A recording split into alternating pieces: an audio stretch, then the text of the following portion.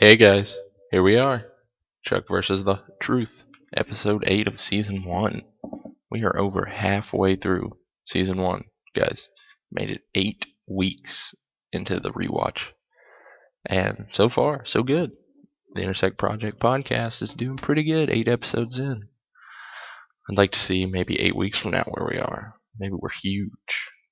I believe in you guys. I believe you can make us huge. I believe you can make our podcast huge 8 weeks from now. But until then, I'm gonna enjoy telling you guys about telling you guys about the episodes I'm rewatching right now. I'm having fun doing it. To whoever listens, it's a lot of fun, and that's why I do this.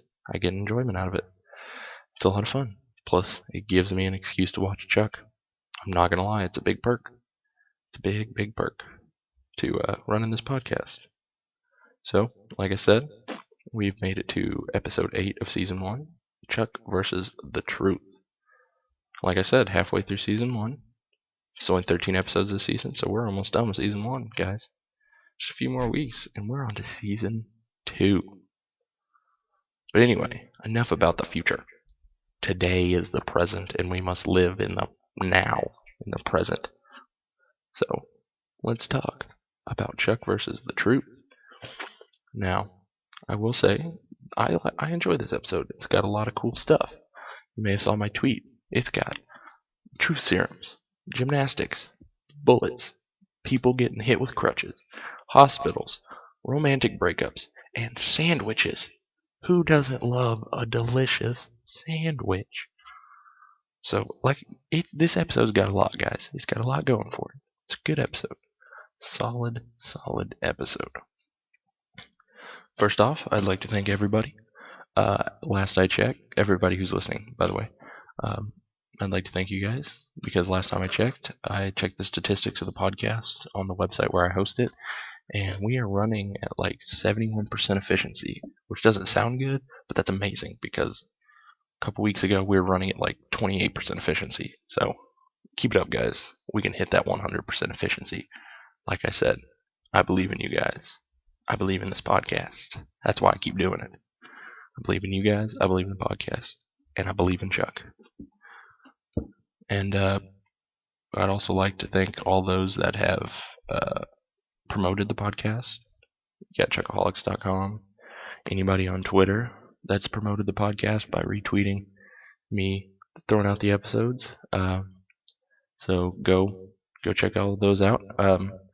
This week's episode, Chuck versus the Truth, there's a good article on Chuckaholics called Agent Sarah versus Sarah Walker. It's a 6-part article, I believe is what Chris said, and it's basically about the differences between Agent Walker and Sarah Walker's personal life, like girlfriend mode. And this episode is pretty substantial in that arc, so go check that out on Chuckaholics.com. And then there's a lot of cool other stuff on there, so go check it out. And let's begin Chuck versus the Truth. So, what do we know this episode? Chuck is falling for Sarah. And guess what? Chuck does not believe she's fallen back for him.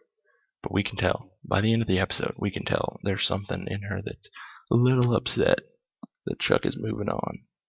So there's something there. There's definitely something there. And that's good. Because it's kind of the beginning of the will they, won't they arc of the show. And I like will they, won't they's until it gets too excessive. Some shows can go overboard on it. This show does a good job of it. Other shows, they definitely go overboard on it. So that's a pretty big theme in this episode. Chuck and Sarah's fake relationship. And I put quotations around fake because there's definitely feelings there. So it's not 100% fake. It's like 98% poly. I wouldn't even say 98%. It's like 60% polyester when it's supposed to be 100% polyester. So be prepared. And why is this relationship on the rocks, you'd say? Well, Chuck is really Chuck just wants an answer. Does he have a shot with Sarah? Because he doesn't want to waste any more of his own time if he can't, if he has no chance. And I mean, no one blames him. If you're stuck in a dead-end relationship, why wouldn't you want the chance to go try something else? If you can't move forward anymore, why would you stay there? It's the whole point of relationships. You're supposed to move forward every day, communicate, stuff like that. And if you can't move forward anymore, if it's just a dead end, especially their dead end's not really a dead end. It was a cul-de-sac to begin with, so they're just kind of walking around in circles. So he wants out. He wants a chance at a real relationship, and no one should blame him. Not a single person. But they will. They'll try. Probably. I didn't spoil anything. Who knows? Watch the next episode and you'll find out. Now, this relationship is not helped in many aspects. First of all, there's a lot of pressure from Awesome and Ellie to consummate the relationship, and that's pretty big pressure on a fake couple who supposedly don't like each other for real. So I mean, there's a lot of pressure there, and then there's also pressure from Lou. Now, Lou, the sandwich artist, which I thought was hilarious. I mean, you can have this girl do anything. She could be like in software, she could be in technology, she could be anything, and they choose a sandwich artist, which is just hilarious in my mind. She doesn't have like a normal job. She owns a sandwich, and sandwiches are her passion. So that's a little bit of the clever writing that they've got in this show. It's a little bit of the sneak peek of the clever writing. But anyway, Lou represents a real chance for Chuck to have an actual relationship, because as she said, she actually really likes Chuck. And and then when at the end of the episode we learn Sarah doesn't like Chuck and there's no way he has a shot, supposedly, because we saw at the very end of the episode, oh, she's got feelings, all right, 100%. There's feelings there, and you can tell, easy. But so I mean, to Chuck, Lou represents a real future. Sarah does not, because Sarah blatantly told him there is no future. So I mean, can't really, like I said, can't really blame the guy for having second thoughts and wanting to move on with his life. And I mean, they weren't helped by the fact that they were arguing about consummating it. That whole couple spat in the bedroom was hilarious, outstanding, well written, very well written, at least in my mind. So I mean, there's that. So I mean, like I said, the Chuck and Sarah part of this episode is pretty big. It covers a lot, I'll say, because it has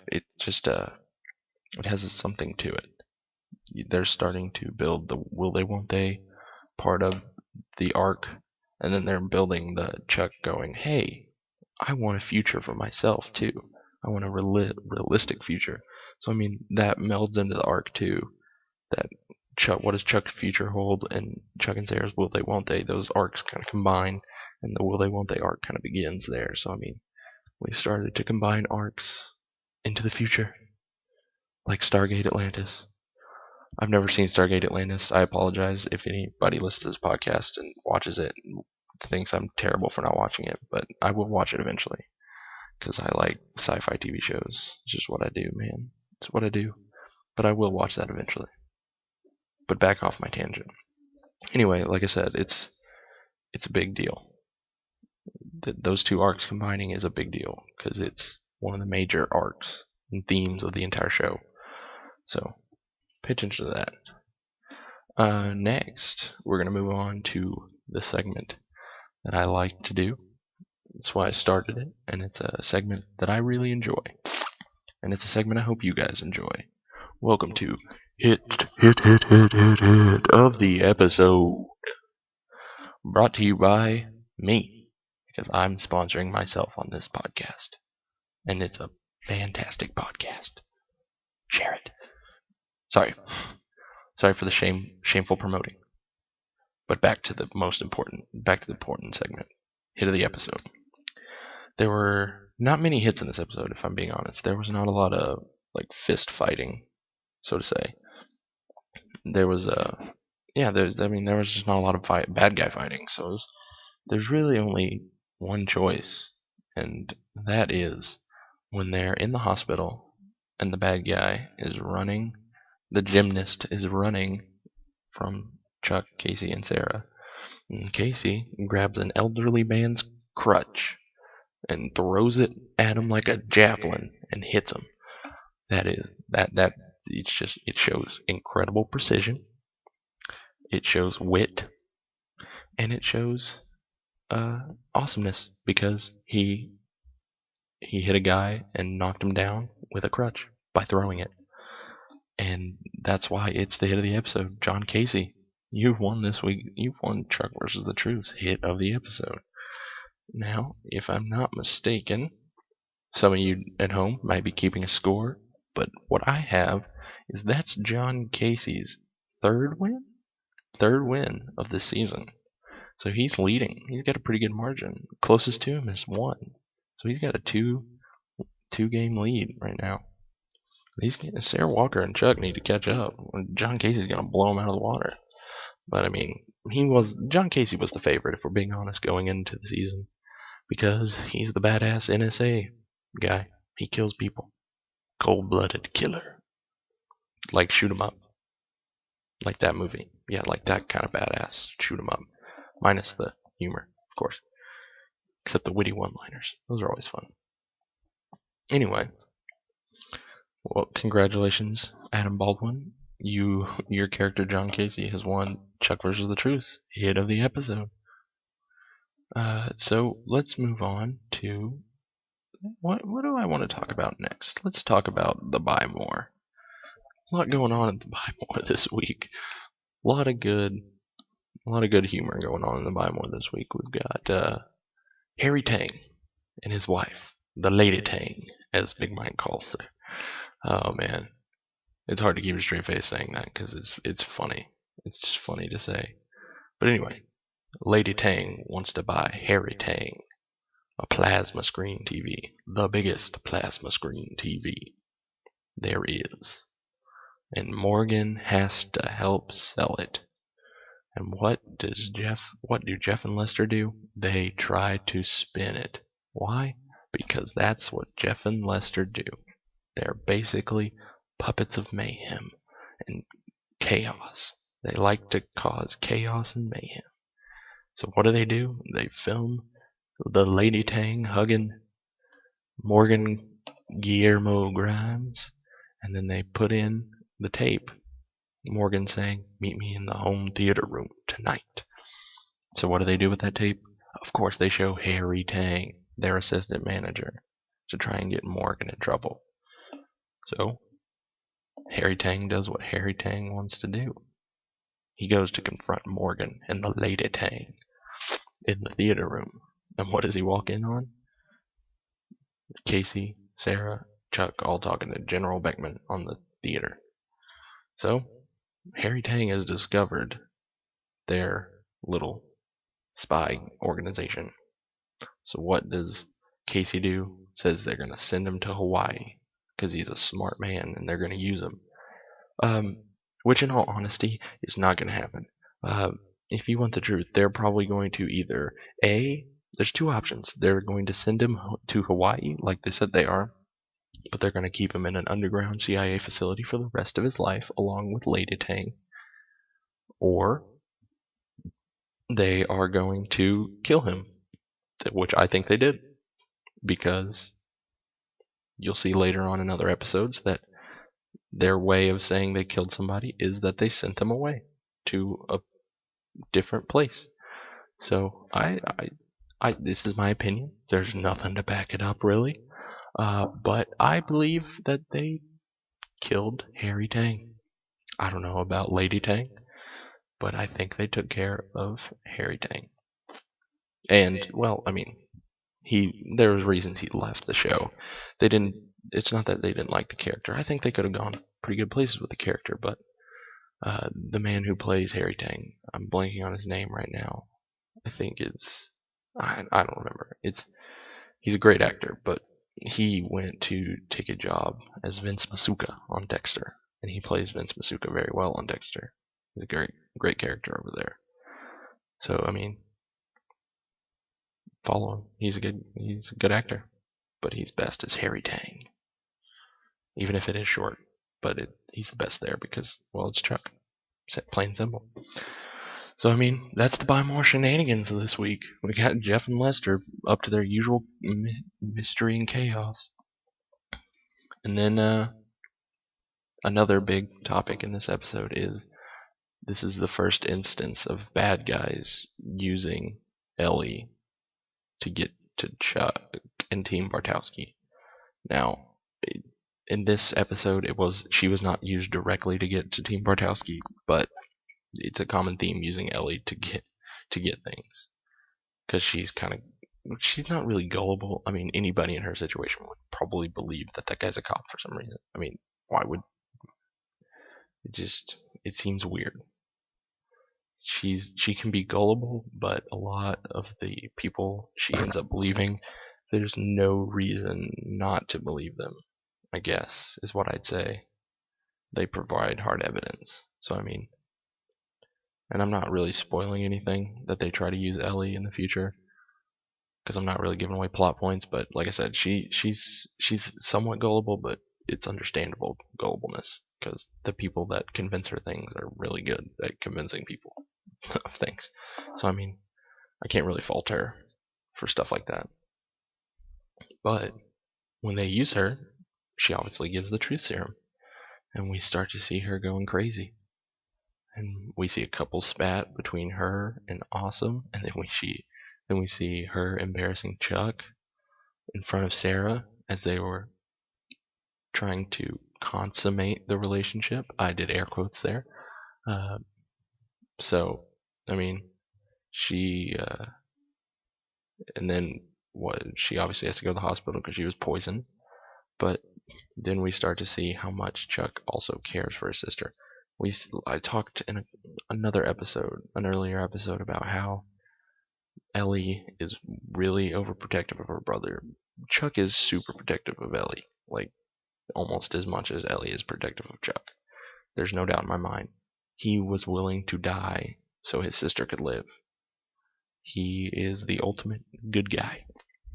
Fights for his family and friends before himself. Puts them first every time. Willing to save his sister. Willing to die so his sister can live.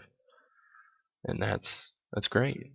That's fantastic, and it's why part of the reason why Chuck is such a great character is because like I said, he's willing to put family and friends before him, even if it means death, and it's fantastic. Like, that's a lot of the reason why people fall in love with this character, and it's understandable. It's great. It's fantastic. So now let's talk about the bad guy of the episode, the gymnast. Now, I would probably put him at an okay bad guy. He's alright. So he's alright, but he's nothing special, I'll say, besides the fact that it's funny when he gets shot in the kneecap. Sarah's just like, whatever, cap.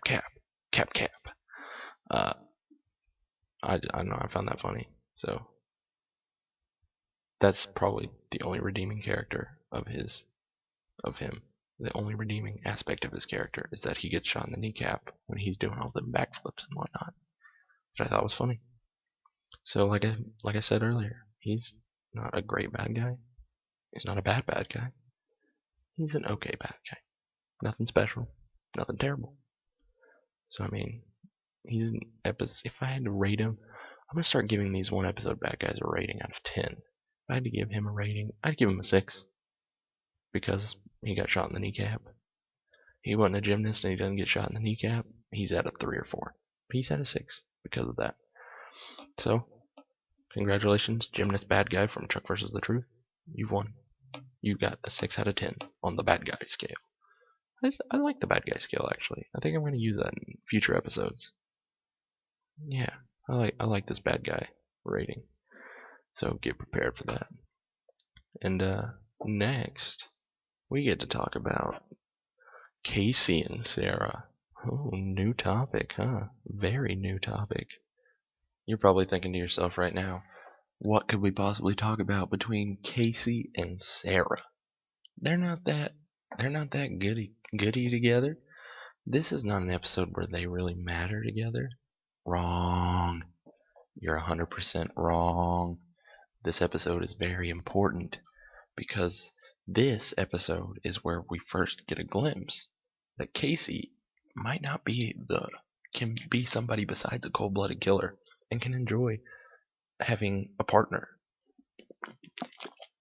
While exposed to the truth serum, we hear Casey say, and I quote, something about Sarah being his partner. That's not how quotes work, I know. But he does say something about them being partners. And that is the first time he has ever referred to them as partners. So it's a big step for them. They go from absolutely hating each other, and for good reason. I mean, let's face it. Sarah, while being a spy and dedicated to her job, was also dating Bryce Larkin. Now John Casey, cold-blooded killer, cold-blooded NSA killer, which makes me a little worried about them reading my phone. Are they gonna, like, if I say something dumb as a joke, are they gonna send Casey to kill me? I guess it would be an honor to have Casey kill me, because he's cool. He's a cool guy, but I'd rather stay alive. But anyway, Casey is his cold-blooded NSA murderer, and he has starting to learn. I mean, he's worked with people in the past, but he's never really had a partner because, I mean, he's just sent to kill people. Bang. Bang, bang. So, he under the truth serum goes, hey, we're partners. And Sarah's like, hell yeah, we're partners. We're the biggest, the baddest, and the best team to ever insert in. Guys, I'm having a hard time getting words out recently, so bear with me on this one. They're a good spy team. That's what I wanted to get out in more words. So, if at any point in this podcast you're like, well, this guy cannot seem to find his words, it's been a problem for the past couple days. But anyway, back to the topic at hand. Casey and Sarah they're finally referring to themselves as partners. They've been partners, but they don't refer to themselves. They usually go lone wolf it, because that's usually what they do. But they're starting to realize, hey, we're partners.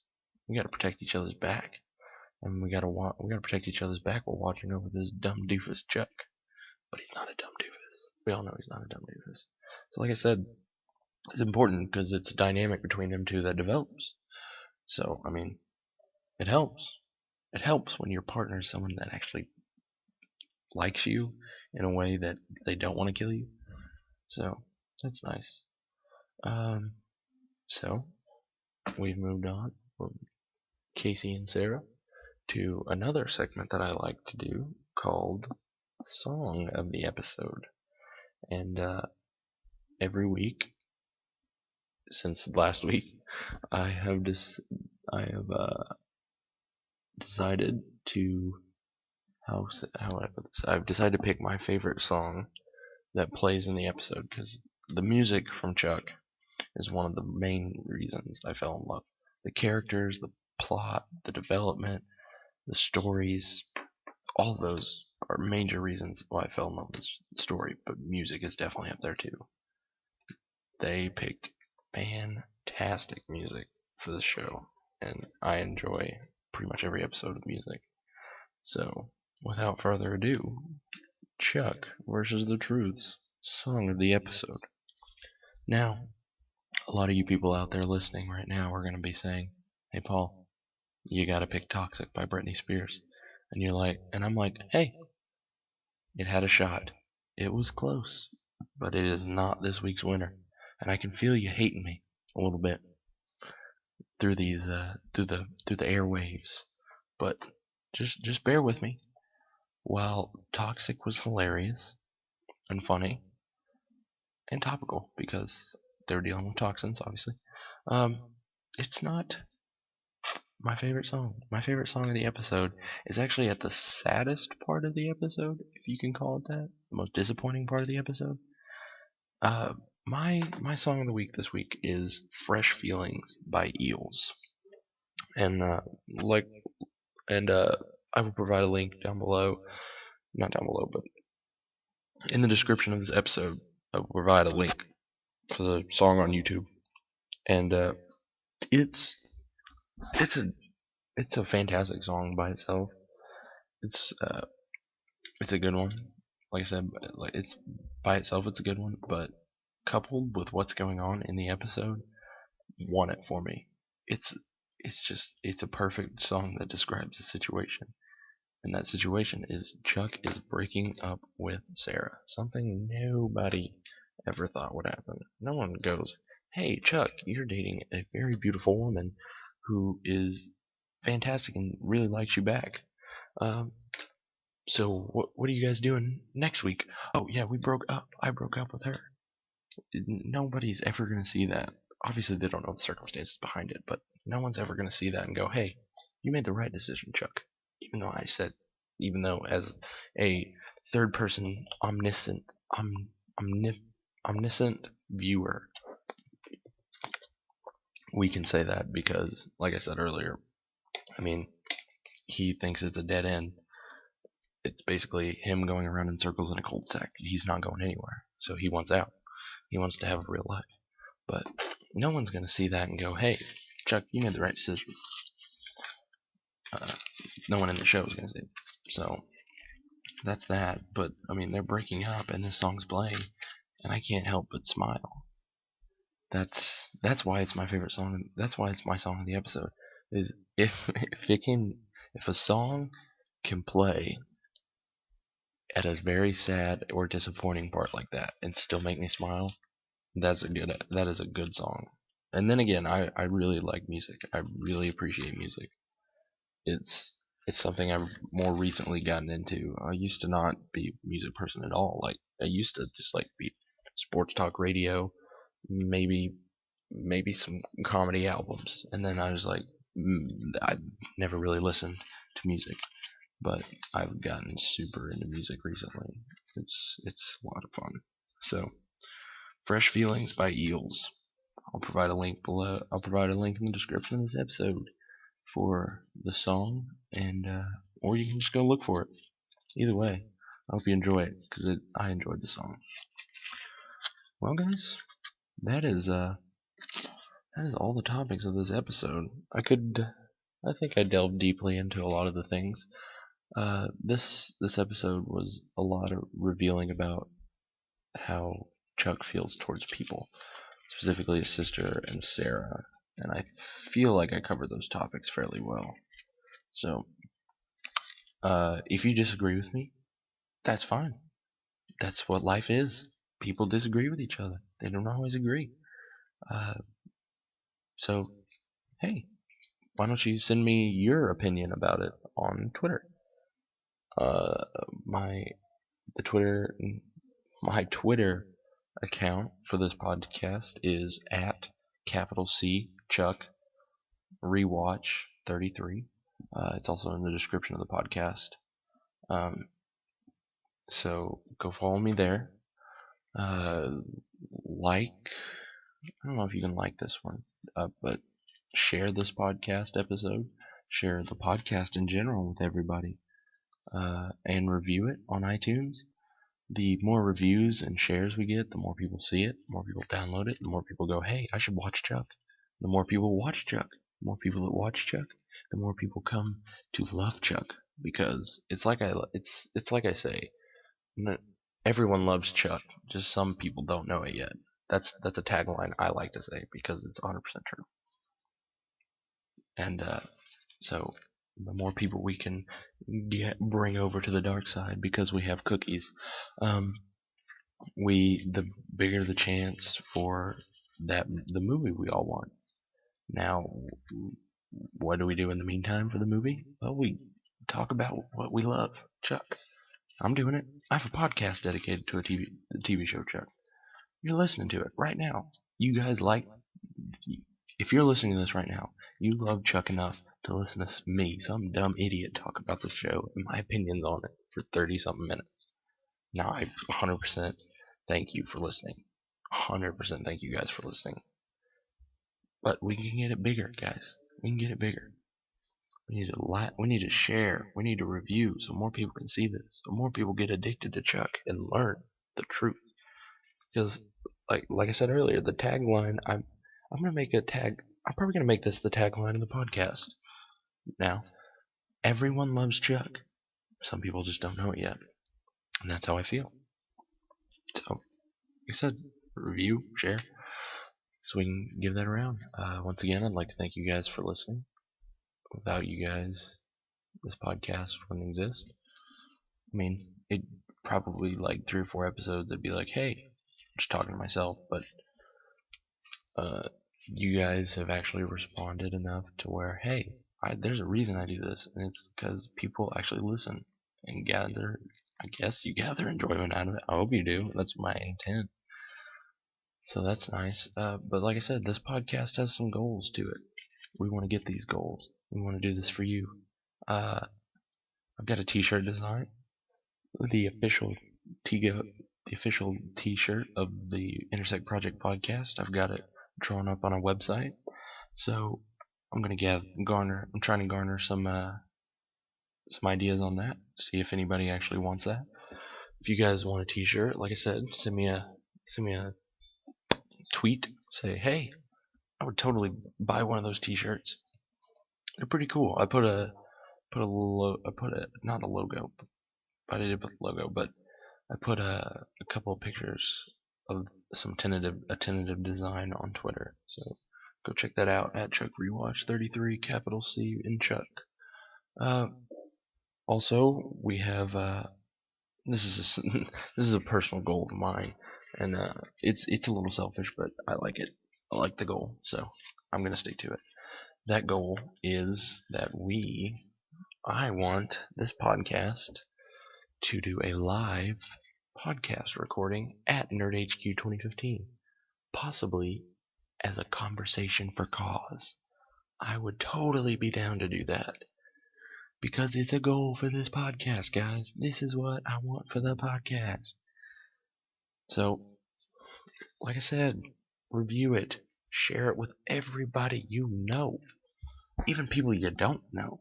Just share it on the street. Go to the street, shout it at the top of your lungs. Everybody, listen to the Intersect Project Podcast. Because we just want to bring more people into this family of Chuck. That's all we want. So once again, thank you guys for listening. Good night and good news. That's a terrible tagline. Remember, guys, everybody loves Chuck. Some people just don't know it yet. That one's better. See you guys next week for Chuck versus the Heart Salami.